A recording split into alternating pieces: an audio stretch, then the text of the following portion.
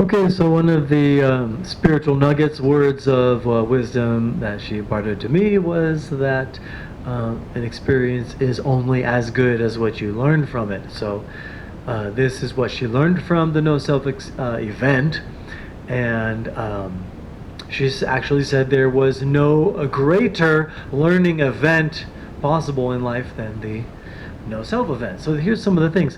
One of the things she learned when reflecting on what is this that remains, the body, is that perhaps we cannot so readily and easily draw a distinction between the body and the soul, spirit, and matter. She was talking with her spiritual director at the New Kamaldali Monastery and describing how she was about to possibly explode, like herself would explode, and he said, "Whoa, that's far out, don't do that here."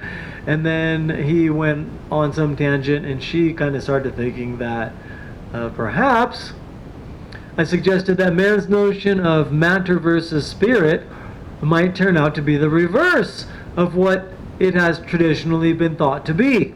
Namely, that God might turn out to be pure matter or permanent substance, and matter might turn out to be pure spirit or God. In other words, matter and spirit may actually be identical.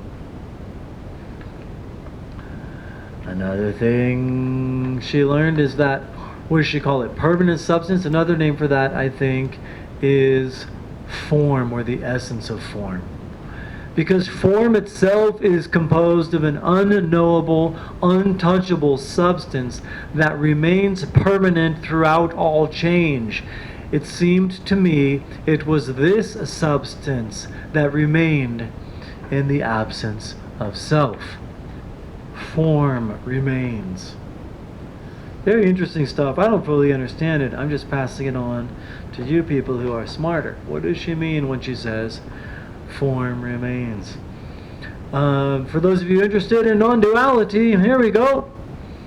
What I learned was that the unknown object of the smile, she's referring to her no-self event that she experienced on the monk's hillside, 12 inches away from a wildflower.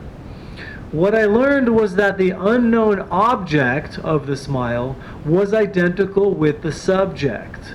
And not only that, but the smile itself was identical with these, a threesome in other words. And what is the smile? It is that which remains when there is no self. The smile is neither the unknown subject or object, yet it is identical with it. It is that aspect of the unknown which is obviously manifest. The implications of this seeing are tremendous, and yet they cannot be grasped by the mind. That's how I teach my Guatemalan kids to speak English. Grasp by the mind. And another thing she learned is that she didn't need a self to worry about what to do next. The free one is gone now.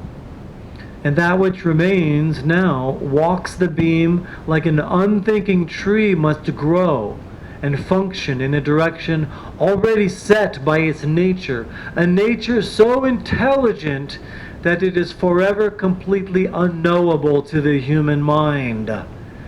Thus, knowing what to do or where to put your foot is fairly black and white. What is to be known is simply there, and what is not known is not there. In other words, what to do is built into the beam itself, so that doing is identical with its content or what it does. I would almost prefer that she had said doing is built into the stream itself. You're in the stream and there's nothing else to do. And the last quote about what she learned from it is that what is truth itself. Nevertheless, if there is any aspect of this journey I would stress or emphasize, is it is the necessity of finally coming to terms with the void and nothingness of existence, which, for me, seemed to be the equivalent of living out my life without God or any such substitute. Only when this came about, when the acclimation to a life without an ultimate reality was complete, with no hope or trust remaining, only when I had finally to accept what is, did I suddenly realize that what is truth itself and all that is. I had to discover it was only when every single subtle experience and thought, conscious and unconscious, had come to a complete end, it was possible for truth to reveal itself without any medium, without self or consciousness, that is. Peace.